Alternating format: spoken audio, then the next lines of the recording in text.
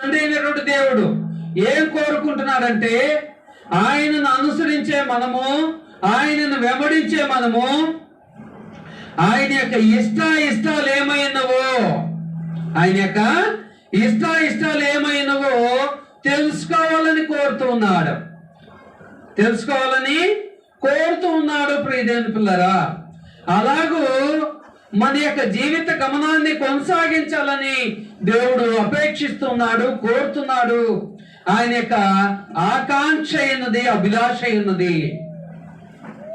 మరి ఆయన అభిలాషకు తగ్గట్టుగా నేను క్రైస్తవులు జీవిస్తున్నారా, జీవించట్లేదా అనేది ఒకసారి మనం ఆలోచన చేసుకోవాలి. ఎందుకంటే ఏ కార్యమును బట్టి యెహోవా దేవుడు అసహించుకుంటాడో, ఏ కార్యం చేస్తే యెహోవా సంతోషిస్తాడో అనేది కనీస జ్ఞానం కలిగి ఉండాలి మనము. కానీ నేటి క్రైస్తవ సమాజంలో, క్రైస్తవ కుటుంబాలను పరిశీలన చేస్తూ ఉన్నప్పుడు వాళ్ళ విశ్వాస జీవితం ప్రారంభమై ఎన్నో సంవత్సరాలు అవుతున్నా కూడా ఇంకా వారు దేవుని ఇష్టం ఏమైనదో కూడా తెలుసుకోలేని దౌర్భాగ్య స్థితిలో ఉంటున్నారు. అయితే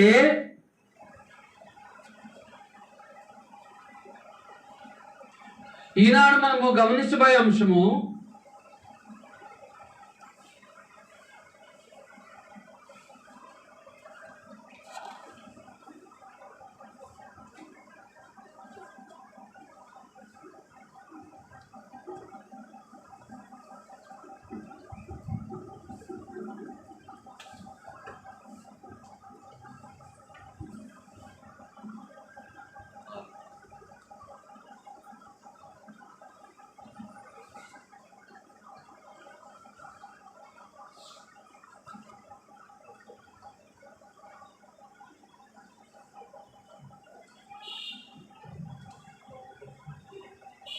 వ్యభిచారము. చాలా మంది దేవునిని ఎరిగి కూడా ఆ కార్యము జరిగిస్తూ ఉన్నారు. లోకంలో ఉన్నటువంటి కుటుంబాలు ఆ సమస్య ఉండటము ఆశ్చర్యకరం కాదు, కానీ సహజ సిద్ధంగా జరుగుతూనే ఉంటాయి. కానీ ఆశ్చర్యకరం ఏంటంటే, వింతైన విషయం ఏంటంటే, సిగ్గుపడాల్సిన విషయం ఏంటంటే, క్రైస్తవులుగా జీవితాన్ని కొనసాగిస్తూ, క్రైస్తవులుగా మనుగడ సాగిస్తూ ఈ కార్యము చేత అనేక కుటుంబాలు, అంటే ఆ కుటుంబాల్లో స్త్రీలు కావచ్చు, పురుషులు కావచ్చు, అనగా భార్య కావచ్చు, భర్త కావచ్చు, బిడ్డలు కావచ్చు, వారి వల్ల వారి తల్లిదండ్రులు కావచ్చు, అనేకులు ఈ యొక్క వ్యభిచారమును బట్టి మనోవేదన చెందుతున్నారు, దుఃఖిస్తూ ఉన్నారు, బాధించబడుతూ ఉన్నారు. అయితే దీనంతటికి కారణం ఏంటంటే, దేవునిని అనుసరించే మనము ఏ విషయం, ఏ కార్యము చేస్తే దేవుడు సంతోషిస్తాడు, ఏ కార్యము చేస్తే దేవుడు అసహించుకుంటాడు, అసలు దేవునికి అసహ్యమైన కార్యాలు ఏమై ఉన్నవి అనేది పరిశీలన చేయట్లేదు.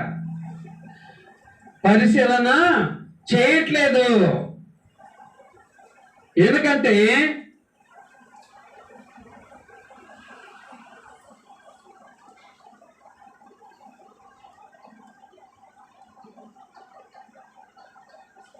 వ్యభిచారం అనగా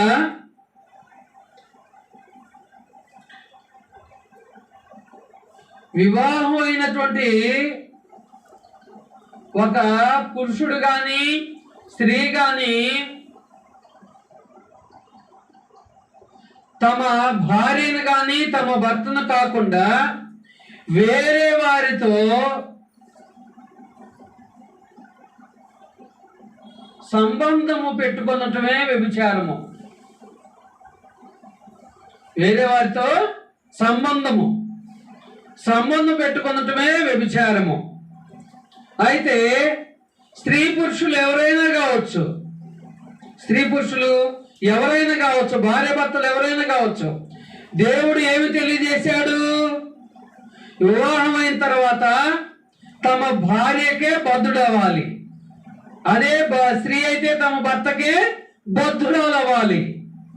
అంతేకాకుండా వేరే వారితో, భార్యను కాకుండా వేరే స్త్రీతో కానీ, భర్తను కాకుండా వేరే పురుషుడితో కానీ బద్ధులమైతే అది వ్యభిచారంగా దేవుడు పరిగణిస్తూ ఉన్నాడు. ఎందుకంటే దేవుడు ఆదికాండము 2వ అధ్యాయం ద్వారా ఒక ఆదాముకి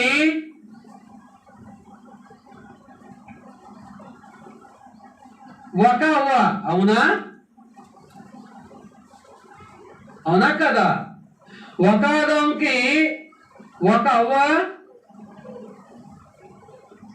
ప్లస్ మరొక స్త్రీని ఏర్పాటు చేయాలి ఆయన. లేదంటే ఒక అవ్వకి ఒక ఆదాము ప్లస్ మరొక పురుషుణ్ణి ఏర్పాటు చేయలే. ఇది దేవునికి విరోధమైంది, ఇది దేవునికి అనుకూలమైంది. కాబట్టి క్రైస్తవ సమాజంలో ఉన్నటువంటి వారు ఒకసారి గమనించుకోవాలి. ఆదికాండము 2వ అధ్యాయం 22వ వచనం ద్వారా ఈ మాటను తెలియజేస్తున్నాడు. ఇక ఏక శరీరం అంటున్నాడు. ఏమన్నాడు దేవుడు? ఏక శరీరం అంటే అర్థమైంది. ఏక శరీరం అంటే అర్థమైందండి.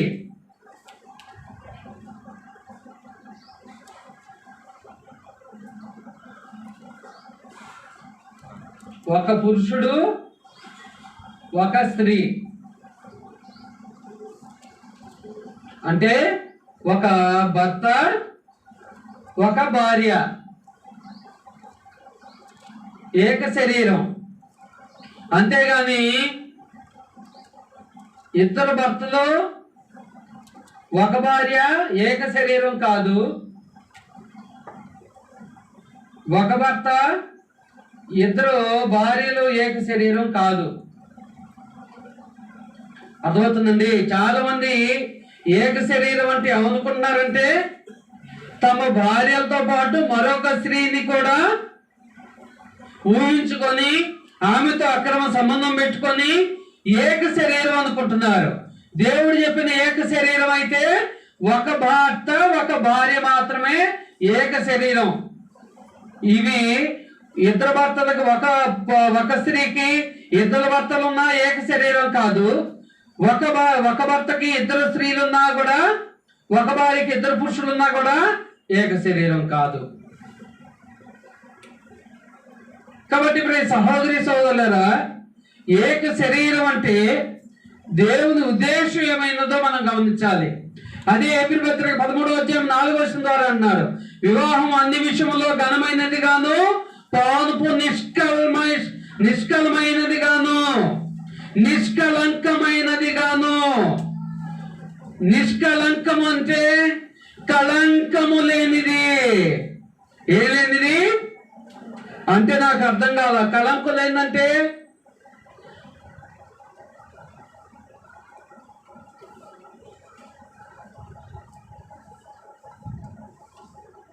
కళంకము లేనిది అంటే అర్థమైందండి.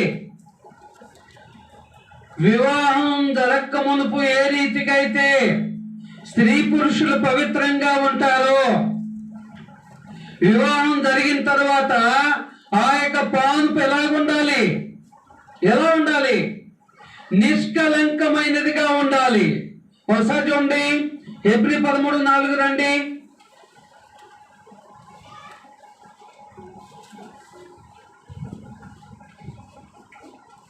వివాహం అన్ని విషయములలో ఘనమైనది గాను, పానుపు నిష్కలమైనది గాను. పానుపు ఎలా ఉండాలి? ఎప్పటి వరకు? నేను అనుకున్నా ఒక నెల వరకు అనుకుంటున్నా, లేదంటే ఒక సంవత్సరం వరకు, లేదంటే ఒక 5 సంవత్సరాల వరకు, లేదంటే ఒక 10 సంవత్సరాల వరకు. అవునా? ఎన్ని సంవత్సరాల వరకు అండి?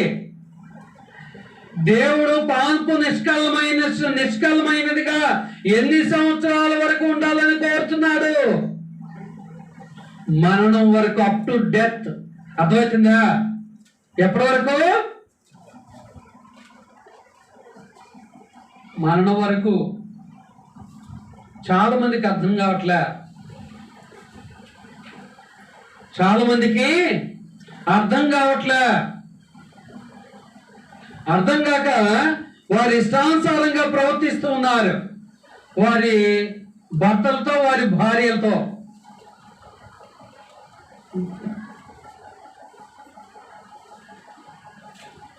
ఈ లోకంలో ఏదైనా ఒక వస్తువు మనం ఆ వస్తువును కలిగి ఉండి బోర్డు కొట్టినట్టుగా చాలా మంది అలాగే ఫీల్ అవుతున్నారు. కానీ దేవుడు ఏర్పాటు చేసిన బంధం ఇది. మరణం వరకు, ఇరువురు మరణం వరకు ఇరువురు నమ్మకంగా ఉండాల్సిందే. అది దేవుడు నియమించిన నియమం, మనుషులు ఎవడో నియమించింది కాదు. కానీ ఈనాడు క్రైస్తవ కుటుంబాల్లోనే ఎలాంటి సమస్యతో బాధపడుతున్నారంటే, ఆ మాటలు విన్నప్పుడల్లా బాధ కలుగుతూ ఉంటుంది. దేవుని చిత్తాన్ని వీరు ఏం నేర్చుకుంటున్నారు, ఏం వింటున్నారు, విన్నదాన్ని ఏం అనుసరిస్తున్నారు అనే విషయంలో. కాబట్టి ఇరువురు కూడా మరణ పర్యంతం వరకు నమ్మకంగా ఉండాల్సిందే. ఆశ్చర్యకరమైన విషయం ఏందో చెప్పనా? దేవునిని ఎరగినటువంటి అన్యజనులు, లోకస్తులే వారి మరణం వరకు నమ్మకంగా ఉంటున్నారు. కానీ దేవుని ఎరిగినటువంటి వాళ్ళు మధ్యలోనే నమ్మకాన్ని కోల్పోతున్నారు.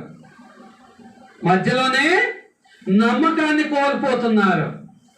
కాబట్టి ఇప్పుడు సహోదరి సహోదరులారా, గమనించాలి. మనము దేవుని చిత్తాన్ని జరిగించాల్సినటువంటి ఈ దేహముతో ఎప్పుడు దేవుని చిత్తాన్ని మన దేహంతో జరిగిస్తే దేవుడు సంతోషిస్తాడు, ఆనందిస్తాడు. మన భార్యకు, మన భర్తతో బద్ధులమైంది ఈ దేహంతో దేవుని చిత్తాన్ని జరిగిస్తే ఆయన సంతోషిస్తాడు. మన దేహాన్ని అపవిత్రపరచుకొని, అపరిశుద్ధపరచుకొని పరాయి స్త్రీతో మన దేహాన్ని కలిపినప్పుడు దేవుడు ఎలా, మనం కలుపుకొని మళ్ళా దేవుని సన్నిధిలో నేను పరిచర్య చేస్తానంటే దేవుడు దాన్ని సహించడం. దేవుని చిత్తాన్ని నేను జరిగిస్తానంటే దేవుడు దానికి ఒప్పుకోడు. ప్రియ సహోదరి సోదరులారా, కాబట్టి ఆలోచన చేసుకోవాలి. చాలా మంది క్రైస్తవులు నిర్లక్ష్య పెడుతున్నారు. కానీ మనం అలాగే ఉండకూడదని దేవుడు తెలియజేస్తున్నాడు. ఎందుకంటే పితరుల కాలంలో ఈ యొక్క వ్యభిచారమును గురించి దేవుడు ఏ రీతిగా సెలవిచ్చాడో చూద్దండి. పరిశుద్ధ గ్రంథం 3 కాలాల్లో ఈ యొక్క వ్యభిచారము గురించి దేవుని ఉద్దేశం ఏమైందో, దేవుడు ఎలాగ అసహించుకున్నాడో గమనిద్దండి. పితరుల కాలంలో 2 సందర్భాల్లో దేవుడు దేవదూతల ద్వారా ఈ వ్యభిచారము జరగకుండా అడ్డగించాడు. ఆ 2 సందర్భాలు ఏమైందో గమనించడానికి ప్రయత్నం చేద్దండి. ఆదికాండము 20వ అధ్యాయము, ఆదికాండము 20వ అధ్యాయము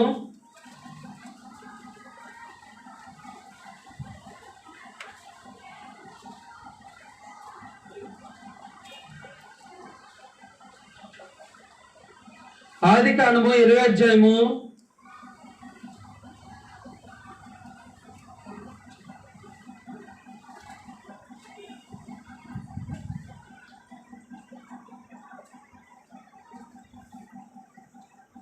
4వ వచనము.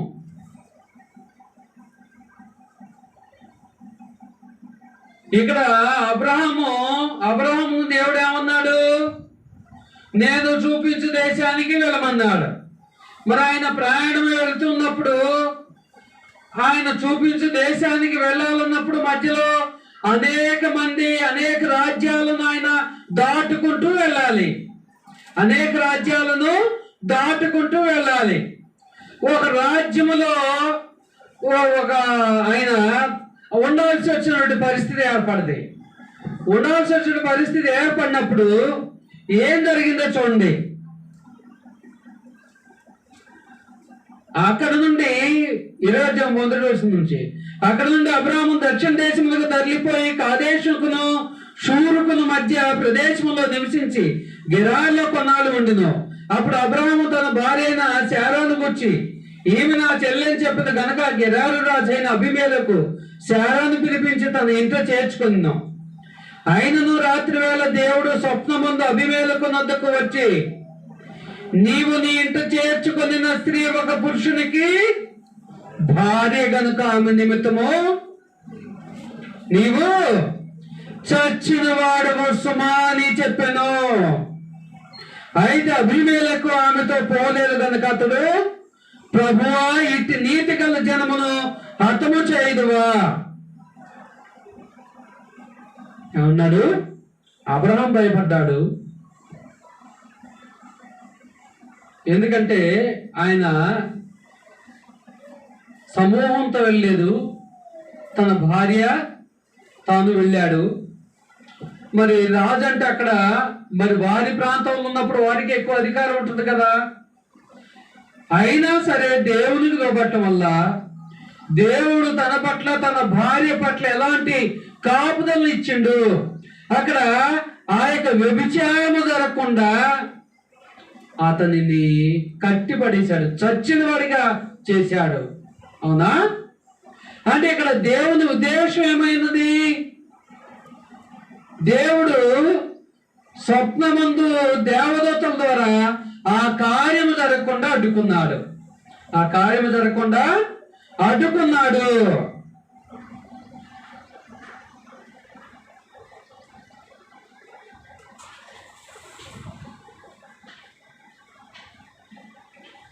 కాబట్టి ఇప్పుడు సహోదరి సోదరులారా, ఇంకా ఇసాకు జీవితంలో కూడా ఇలాంటి విషయమే జరిగింది. ఇసాకు విషయంలో కూడా ఇదే ఆదికాండం 26వ అధ్యాయము 6 నుంచి 11 వర్షాలు మనం గమనిస్తే ఇసాకు విషయంలో కూడా ఇదే రీతిగా జరిగింది. ఇక్కడ కూడా దేవుడు దేవదూతల ద్వారా ఈ కార్యము జరగకుండా నియంత్రించాడు. ఈ కార్యము జరగకుండా నియంత్రించాడు. అంటే యుద్ధల కాలంలో దేవుడు నియంత్రించాడు. ఈ కార్యం జరగకుండా నియంత్రించాడు దేవదూతల ద్వారా.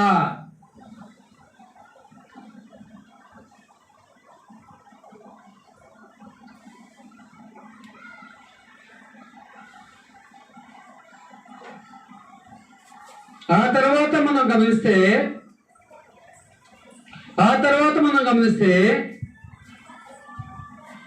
పితరుల కాలంలో, అది పాత నిబంధన కాలంలో అయితే నిర్గమకాండము 20వ అధ్యాయముకి వస్తే దేవుడు ఇశ్రాయేలులకు ప్రధానమైన 10 ఆజ్ఞలు ఇచ్చాడు. ఇశ్రాయేలుకు చాలా మంది క్రైస్తవ గృహాల్లో ఉంటాయి 10 ఆజ్ఞలు. పెద్ద ఫ్రేములు చేయించి తగిలించుకుంటారు, కానీ దానిలో ఉన్నవి మాత్రం చదవరు. తగిలించుకుంటారు, బాగా పెట్టుకుంటారు గృహాల్లో. దానిలో ఉన్న ఆజ్ఞలు ఏమైనావో, దాని ద్వారా దేవుడు ఏం చెప్పాలనుకున్నాడు ఇశ్రాయేలుకు, వాటిని మాత్రం చదవరు. చదివినా కూడా, ఒకవేళ పొరపాటును చదివినా కూడా అనుసరించలేరు. కానీ ఇశ్రాయేలులకు వాళ్ళు ఫరో బానిసత్వం నుండి బయటకు వచ్చిన తర్వాత దేవునితో వారికి అప్పటి వరకు సరైన విధానంలో సంబంధం లేదు కనుక, ఇక అయితే ఇట్లాగైతే ఇలాగూ కాదు, ఇదిగో మీతో మీరు ఈ రీతిగా నన్ను అనుసరించాలి, ఈ రీతిగా నన్ను సేవించాలి, ఇదిగో మీరు ఈ ఆజ్ఞలన్నీ పాటించాలని ప్రముఖమైనవి 10 ఆజ్ఞలండి, ప్రధానమైనవి. మొత్తం 600 పైచులకు ఆజ్ఞలు ఉన్నాయి. అర్థమైందండి? దురదృష్టకరం ఏంటంటే 10 ఆజ్ఞలే చాలా మంది ఇజ్రాయెల్కి ఇచ్చినవిగా భావిస్తారు. కానీ 660-80 ఆజ్ఞలు ఉన్నాయి ఇజ్రాయెల్కి ఇచ్చినవి దేవుడు. కాబట్టి ఈ 10 కూడా చాలా ప్రధానమైనవి. ఏమైనవి?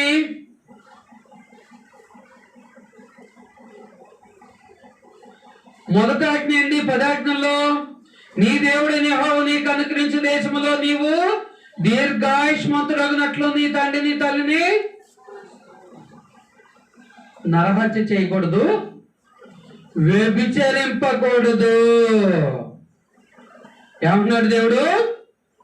వ్యభిచరింపకూడదు. నీ పొరుగు వాని భార్యనైనను ఏంటంట? నీ పొరుగు వాని భార్యనైనను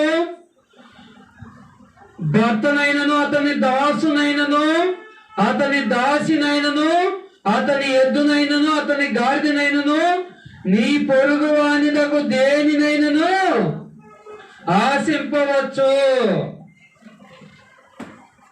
చాలా మందికి అలా అర్థమవుతుంది. నీ పొరుగు వాడిది ఏది కూడా ఆశింపవద్దంటున్నాడా? ఆశించమన్నాడు దేవుడు. అర్థమవుతుందా? దేవుడు ఆశించొద్దంటే నువ్వెవరు ఆశించడానికి? ఏమండి? దేవుడు ఆశించవద్దని చెప్తున్నాడు కదా, ఆజ్ఞాపిస్తూ ఉన్నాడు కదా, హెచ్చరిక చేస్తూ ఉన్నాడు కదా. మరి మనం ఎందుకు ఆశిస్తున్నాము?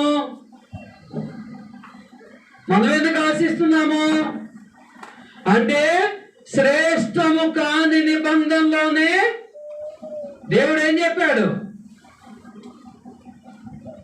నీ పొరుగు వాని భార్యను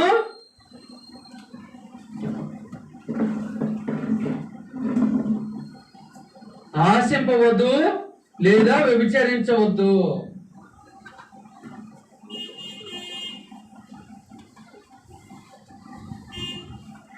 శ్రేష్టము కాని నిబంధనలోనే దేవుడు ఎలాగో చెప్పాడంటే, ఇప్పుడు మనం ఏ నిబంధనలో ఉన్నాము? శ్రేష్టమైన నిబంధనలో ఉన్నాము. మనం ఏ నిబంధనలో ఉన్నాము? శ్రేష్టమైన నిబంధనలో ఉన్నాము. మరి శ్రేష్టము కాని నిబంధనలోనే దేవుడు ఇంత ఇదిగా ఆజ్ఞ ఇచ్చాడంటే, శ్రేష్టమైన నిబంధనలు ఉన్న మనకు ఇంకా ఎంత ఆజ్ఞ ఉంది, ఎంతటి కఠినమైన ఆజ్ఞను దేవుడు ఇచ్చాడు మనకు అనేది ఒకసారి ఆలోచన కలిగి ఉండాలి ప్రియ సహోదరి సహోదరులారా.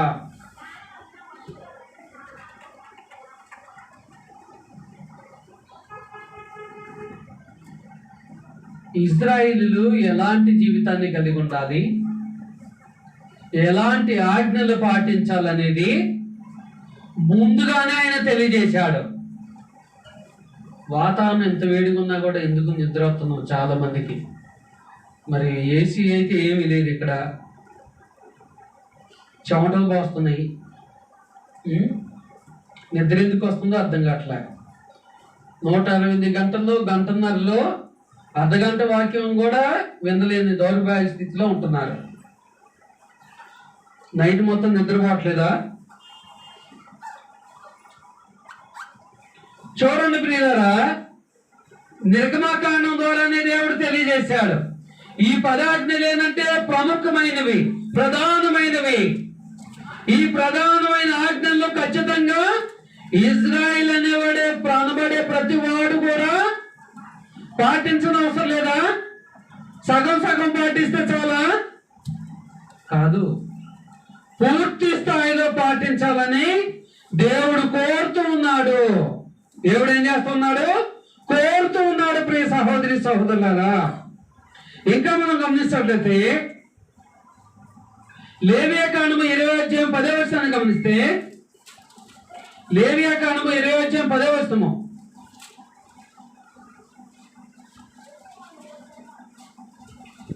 లేవియాకాండము 20:10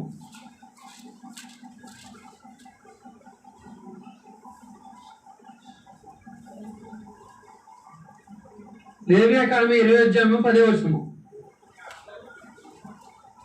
పరుని భార్యతో వ్యభిచరించిన వానికి ఏమన్నాడు దేవుడు? పరుని భార్యతో వ్యభిచరించిన వానికి, అనగా తన పొరుగు వాని భార్యతో వ్యభిచరించిన వానికి ఆ వ్యభిచారానికి మరణ శిక్ష విధింపవలెను. ఏంటంట? పాత నిబంధనలో ఆయన ఇచ్చిన ఆజ్ఞలేండి అంటే అర్థం కాల. మరణ శిక్ష అంటే చంపివేయటము.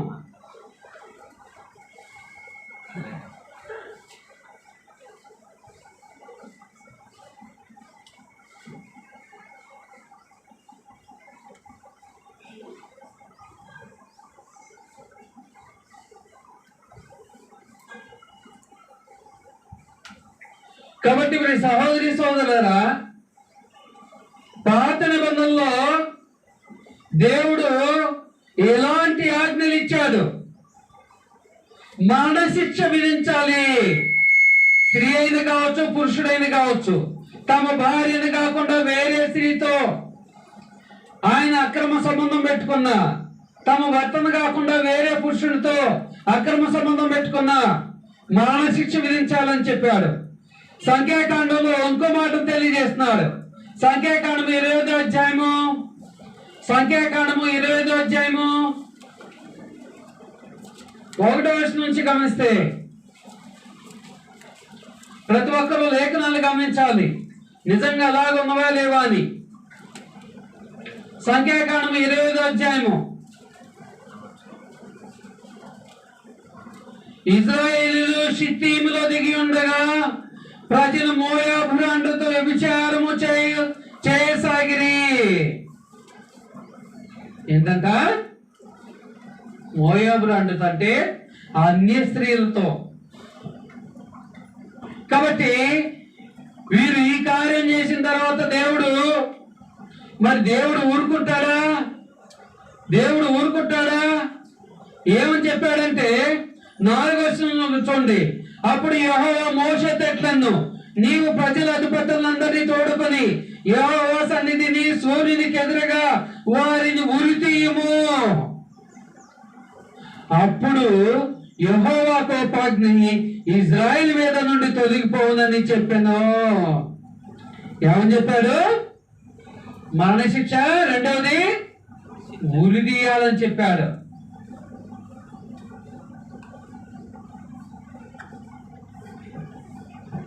ఉరి తీయాలని చెప్పాడు.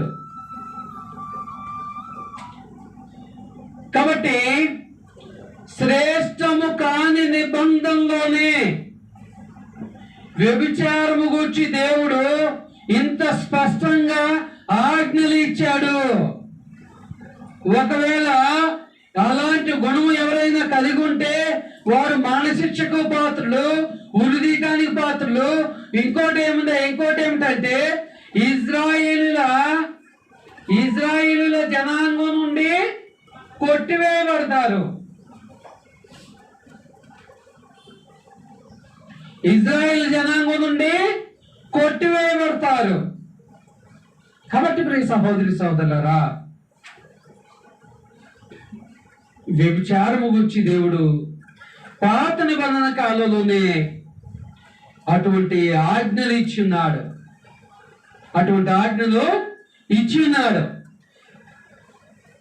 ఇంకా మనము ఇదే సంఖ్యాకాండము 5వ అధ్యాయము 11 నుంచి 30 వచనాలు. భర్త ఉండగా భార్య వ్యభిచారం చేస్తే వచ్చే శిక్ష, లేదంటే భార్య ఉండగా భర్త వ్యభిచారం చేస్తే వచ్చే శిక్షను గురించి దేవుడు ఇక్కడ తెలియజేస్తున్నాడు. సంఖ్యాకాండం 5వ అధ్యాయము 11 నుంచి మనం గమనిస్తే,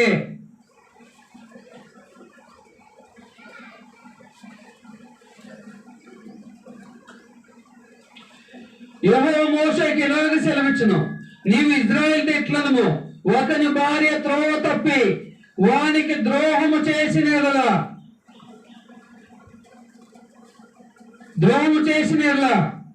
ఏమవుద్ది? ఏమవుతండి? ఆ యొక్క స్త్రీకి దేవుడు శిక్ష వేస్తూ ఉన్నాడు. ఏ శిక్ష? మరణ శిక్ష. ఇదే మాటను ద్వితీయోపదేశ కాండము 24వ అధ్యాయము 1వ వచనం ద్వారా కూడా దేవుడు తెలియజేస్తున్నాడు. అంటే పాత నిబంధనలో, శ్రేష్టమ కాని నిబంధనలో దేవుడు ఇంతటి కోపాన్ని కలిగి ఉన్నాడు ఈ విషయం పట్ల, ఇంతటి అసహ్యాన్ని కలిగి ఉన్నాడు ఈ విషయం పట్ల. మరి దేవుడు అసహ్యాన్ని కలిగి ఉన్న విషయం పట్ల నీ మనసు ఎలాగుంది? నీ హృదయం ఎలాగుంది? నీ ఆలోచన ఎలాగుంది? నేడు క్రైస్తవ కుటుంబాల్లోనే ఈ కార్యాలు జరుగుతుంది అంటే చాలా సిగ్గుపడాల్సిన విషయము, చాలా బాధపడాల్సిన విషయము. ఇంతటి ఘోరమైన తప్పిదాలకు చాలా మంది ఉడుగడుతూ ఉన్నారు, చాలా మంది సిద్ధపడుతూ ఉన్నారు. ఆదివారం దేవుని సన్నిధిలో ఆ గంటన్నర, 2 గంటలు, 3 గంటలు పరిశుద్ధంగా ఉంటే చాలు అనుకుంటున్నారు. మిగతా ఏ ప్రదేశానికి వెళ్ళినా అలాంటి పరిశుద్ధత అవసరం లేదనుకుంటున్నారు. కానీ దేవుడు నువ్వు ఎక్కడికి వెళ్ళినా, ఎవరితో మాట్లాడుతున్నా ఖచ్చితంగా పరిశుద్ధతను కలిగి ఉండాలని దేవుడు కోరుతున్నాడు. పవిత్రతను కలిగి ఉండాలని దేవుడు కోరుతున్నాడు. అయితే ఈ పాత నిబంధన కాలంలో స్త్రీ పురుషులు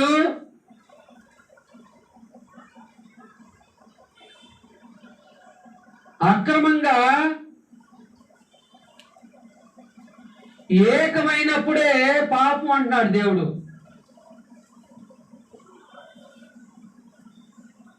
ఏకమైనప్పుడే పాపం అంటున్నాడు. మరి క్రొత్త నిబంధన అనేది దానికంటే శ్రేష్టమైనది కదా. పాత నిబంధనలో ఇరువురు ప్రత్యక్షంగా అక్రమంగా ఏకమైనప్పుడు అది పాపం అంటున్నాడు దేవుడు. అదే ఆజ్ఞను క్రొత్త నిబంధనలో దేవుడు చాలా కఠినంగా మార్చాడు. చూడండి, క్రొత్త నిబంధనలో వ్యభిచారము గూర్చి దేవుడు ఏ మాటను తెలియజేశాడో చూడండి. క్రొత్త నిబంధనలో వ్యభిచారము గూర్చి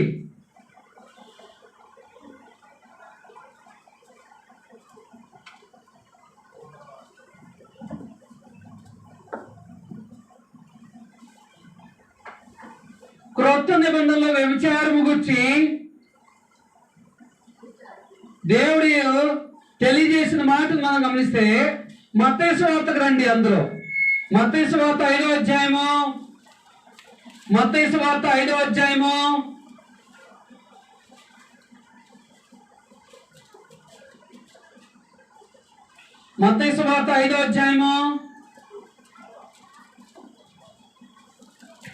27వ వచనం నుంచి.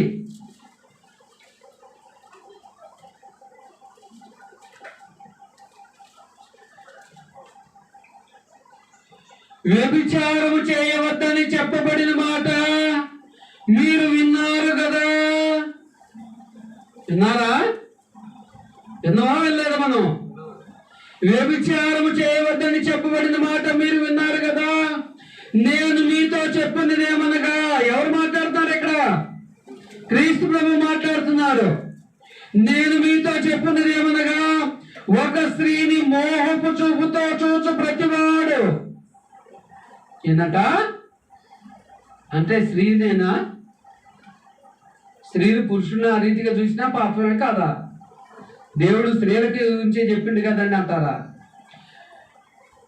ఒక స్త్రీని మోహపు చూపుతో చూచు ప్రతివాడు అప్పుడే ఏమన్నాడు? అప్పుడే తన హృదయమందు ఆమెతో వ్యభిచారము చేసిన వాడగను. చాలా మంది చూపే కదా ఏమైంది అనుకుంటున్నారు, మాటే కదా ఏమైంది అనుకుంటున్నారు. కానీ క్రొత్త నిబంధన చట్టం ద్వారా దేవుడు ఆజ్ఞను కఠినపరిచాడు. ఆజ్ఞను ఏం చేశాడు? కఠినపరిచాడు. పాత నిబంధనలు అయితే ప్రత్యక్షంగా అక్రమంగా వారు కొడుకుంటేనే పాపము. కానీ క్రొత్త నిబంధనలు అయితే మోహపు చూపుతో చూసినప్పుడే శయనించినట్టు అంటున్నాడు దేవుడు. ఇప్పుడు చెప్పండి, నిజంగా ఈ విషయంలో ఎంతమంది స్త్రీలు, ముఖ్యంగా క్రైస్తవ స్త్రీలు, క్రైస్తవ పురుషులు ఎంతమంది శిక్షింపబడతారు ఈ మాటను బట్టి? ఆలోచన చేస్తున్నావా ప్రియ సహోదరి సోదరుడా? ఆలోచన చేస్తున్నావా? క్రొత్త నిబంధనలో పాత నిబంధనల మాదిరిగా వారు ప్రత్యక్షంగా ఉంటేనే పాపం ఉన్నారు దేవుడు. అదే ఆజ్ఞను క్రొత్త నిబంధనలో మోహపు చూపుతో చూస్తేనే స్త్రీ అయినా కావచ్చు, పురుషుడైనా కావచ్చు, ఆమెతో అతనితో ఆ సమయం అందుని శయనించినట్టు అని చెప్తున్నాడు దేవుడు. ఎంత కఠినతరం చేశాడు. కానీ నేటి క్రైస్తవ సమాజానికి అర్థం కావట్లేదు ఈ మాట. నేటి క్రైస్తవ సమాజానికి అర్థం కావట్లేదు.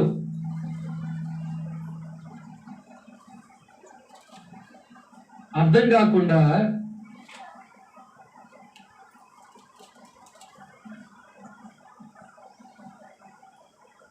మన బార్ కోడ్లు పెట్టుకున్నట్టుగా చాలా మంది కోడ్ల చేత ఏం చేస్తారు? మెసేజ్ చేసుకుంటా ఉంటారు. నువ్వు ఏ కోడ్తో మనుషులకైతే ఆ కోడ్ అర్థం కాకపోయినా పైన ఆయనకైతే అన్నీ అర్థమైతాయి. తీర్పు నాడు నీ దేహముతో జరిగించిన ప్రతి దాన్ని కూడా లెక్కప్పు చెప్పుకోవాలి. అయ్యా నేను కోడ్తో చాటింగ్ చేశాగా అంటే కలవదు. అర్థమైందండి? ఏ కోడైనా ఆయనకు బాగా తెలుసు. కాబట్టి క్రొత్త నిబంధన చట్టంలో దేవుడు ఏమన్నాడు? ఒక స్త్రీని మోహపు చూపుతో చూస్తేనే అక్కడికక్కడే ఆమెతో నీవు నీ హృదయముతో వ్యభిచరించినట్లని దేవుని వాక్యం సెలవిస్తుంది. కాబట్టి ఇప్పుడు ఈ సహోదరి సోదరులారా,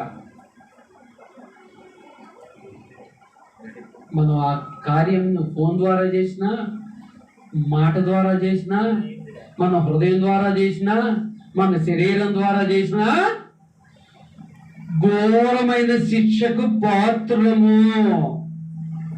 ఘోరమైన శిక్షకు పాత్రులము. కాబట్టి ప్రియ సహోదరి సోదరులారా, పాత నిబంధనలోనైనా, పాత నిబంధనలో కేవలం భౌతిక మరణాన్ని భౌతికంగానే శిక్షిస్తున్నాడు ఆయన. అంటే జస్ట్ మరణం శరీరం వరకే. కానీ క్రొత్త నిబంధనలోకి వచ్చేసరికి శరీరము ప్లస్ ఆత్మ రెండింటిని చంపివేస్తానంటున్నాడు ఆయన. అంటే పరలోకం లేకుండా చేస్తానన్నాడు. పరలోకము ఎవరికి? మోహపు చూపుతో చూస్తేనే. అక్కడదా బానీలు ఆయన కొత్త నిబంధనలో ఎక్కడ కట్ చేశాడు? చూపు దగ్గరే కట్ చేశాడు. ఎక్కడండి? చూపు దగ్గరే కట్ చేశాడు. కాబట్టి ప్రియదేవులారా, ఆయన అంత కఠినంగా ఉన్నా కూడా చాలా మంది ఆ కఠినమైన స్వభావాన్ని అర్థం చేసుకోలేకపోతున్నారు. ఆ కఠినమైనటువంటి భావాన్ని, ఆ కఠినమైన ఉద్దేశాన్ని గ్రహించలేకపోతున్నారు. ఏమవుద్దులే అని మీమాంసలో ఉంటున్నారు. ఇంకా ఒక ఘోరమైన తప్పిదము కొరింథీ పట్టణంలో ఉన్న సంఘంలో జరిగిందని దేవుడు తెలియజేస్తున్నాడు. 1 కొరింథీ 5వ అధ్యాయము 1 కొరింథీ 5వ అధ్యాయము 1-2 వచనాలు గమనించండి. 1 కొరింథీ 5వ అధ్యాయం 1-2 వచనాలు. మీలో జారత్వం ఉన్నదని వదంతి కలదు. జారత్వం అంటే వ్యభిచారం అంటేనేమో వివాహం అయిన తర్వాత చేసేది. జారత్వం అంటే వివాహం ముందు చేసేది.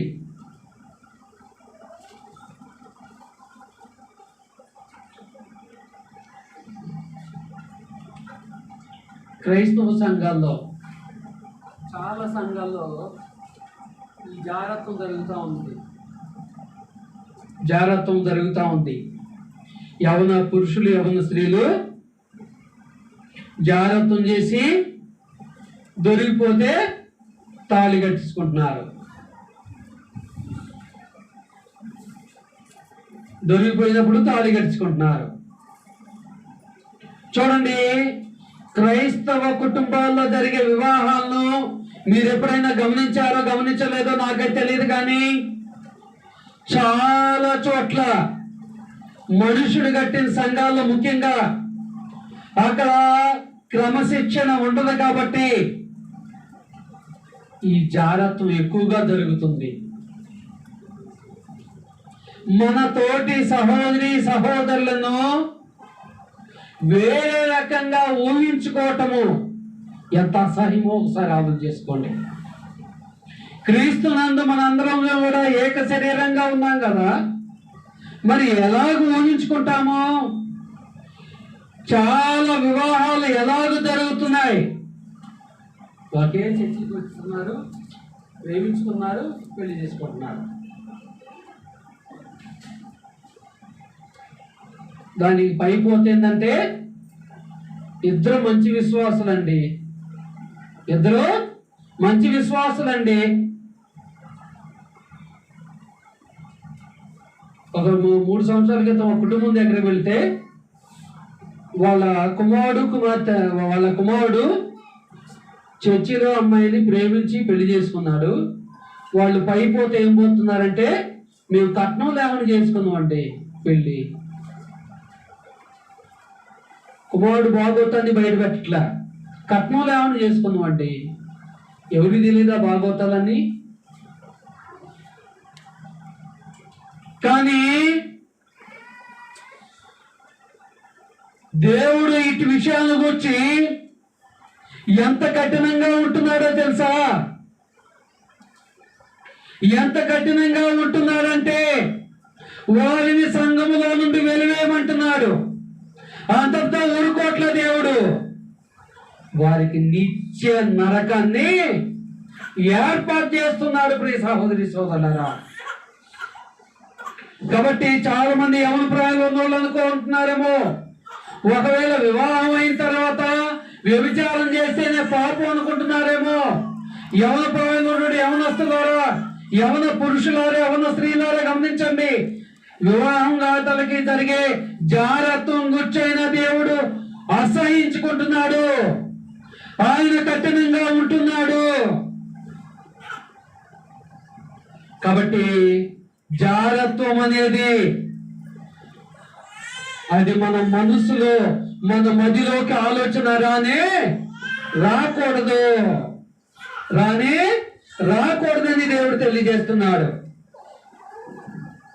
కాబట్టి ప్రియ సహోదరి సోదరులారా, ఒకసారి ఆలోచన చేస్తున్నావా?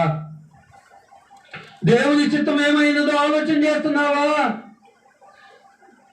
ఎందుకంటే పాత నిబంధన కాలంలో అయితే శరీరానికి శిక్ష వేశాడు, కానీ క్రొత్త నిబంధనలో అయితే శరీరంతో పాటు ఆత్మ కూడా ఆయన శిక్ష వేస్తున్నాడు. నువ్వు పొందుకునే క్షణిక ఆనందం కొరకు కొన్ని కోట్ల సంవత్సరాలు నిత్య శిక్షకు నీ ఆత్మ గురవుతుంది.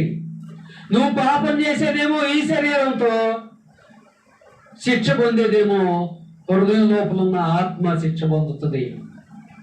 కాబట్టి ప్రియ దేవుని పిల్లలారా, ఒకసారి ఆలోచన చేసుకోండి. పితల కాలంలో అయితే దేవుడు తన దేవదూతల ద్వారా అధిగించాడు ఈ కార్యం జరగకుండా. పాత నిబంధన కాలంలో అయితే ఆ యొక్క కార్యము జరిగించొద్దని, అది అసహ్యమని ఆయనకు ఇజ్రాయెల్కి ఇచ్చిన ప్రధానమైన 10 ఆజ్ఞల ద్వారా 2వ ఆజ్ఞగానే తెలియజేశాడు. చివరి ఆజ్ఞ కూడా ఆయన తెలియజేశాడు. కానీ క్రొత్త నిబంధనలోకి వచ్చేసరికి ఆ కార్యము జరగకుండా, కార్యము దాకా కాదు, ఆ ఆలోచనే రాకుండా ఆలోచన దగ్గరే కట్ చేస్తున్నాడు దేవుడు. దురదృష్టకరం ఏంటంటే, నేడు పట్టణాల్లో, పల్లెటూళ్ళలో, గ్రామాల్లో చాలా జాగ్రత్తలు జరుగుతున్నాయి. పట్టణాల్లోనేమో సీక్రెట్గా జరుగుతున్నాయి, పల్లెటూళ్ళలోనేమో ఓపెన్గా జరుగుతున్నాయి. మళ్ళీ పేరుకి మేము క్రైస్తవులు, విశ్వాసపరులు. మా మా కుమారుడు, మా అబ్బాయి 24 గంటలు చర్చిలోనే ఉంటాడండి. వీడు చర్చిలో ఉండి ఏం చేస్తుండో కూడా వీళ్ళకి తెలిసి కూడా ఏలి ఏ రీతిగా అయితే తన కుమారులను హెచ్చరించలేదో, సమయాలు ఏ రీతిగా అయితే తన కుమారులు పాపం చేస్తున్నారని తెలిసి కూడా నిలువరించలేకపోయాడు. నేడు క్రైస్తవ తల్లిదండ్రులు కూడా అదే పొజిషన్లో ఉన్నారండి. ఒకసారి మనం జ్ఞాపకం చేసుకోవాలి, ఒకసారి మనం బుద్ధి తెచ్చుకోవాలి. ఎందుకంటే మన కుమారులు యవన ప్రాయంలో ఉన్నారు, మన కుమార్తెలు యవన ప్రాయంలో ఉన్నారు. వారు ఎలాంటి ప్రవర్తన కలిగి ఉంటున్నారు అనేది ఒకసారి ఆలోచన చేసుకోవాలి. మన కుమారులు, మన కుమార్తెలు సరైన విధానంలో మన మాట వినాలంటే మనం ఒక పక్క వ్యభిచారం చేసుకుంటూ రెండో పక్క మన కుమార్తెను గద్దిస్తే వారు మన మాట వింటారా? ఏం చేయాలండి? మనము ముందుగా పర్ఫెక్ట్ గా ఉండాలి. మనం ముందుగా, కాబట్టి మనం మొబైల్ మాట్లాడేటప్పుడు సీక్రెట్ గా మాట్లాడాలా? ఇప్పుడు కుటుంబంలో నలుగురుంటే నలుగురికి ఉంటుంది. ఎవరికైనా ఒకరు లేకపోతే నాకెందుకు ఉండదు? ఇదిగో పలాని కుటుంబంలో అందరికి ఉంటాయి మొబైల్, నాకెందుకు ఎవరు అంటున్నారు. మొబైల్ ఇచ్చిన తర్వాత ఏమవుతుంది? మన కుటుంబంలో ఉన్నటువంటి సభ్యులు స్వేచ్ఛగా, అభ్యంతరం లేకుండా మన మొబైల్ని చూపించగలుగుతున్నామా? మనం వాడే మొబైల్ని మన యొక్క బిడ్డలకు కానీ మన కుమారులకు కానీ స్వేచ్ఛగా చూపించగలుగుతున్నామా? ఒకవేళ అలాగ మనం చూపించలేకపోతున్నామంటే, మన మొబైల్ని మనం దాచిపెట్టుకుంటున్నామంటే ఖచ్చితంగా మనలో చెడు ఆలోచనలు పుట్టుకొస్తున్నాయని అర్థం కావాలి.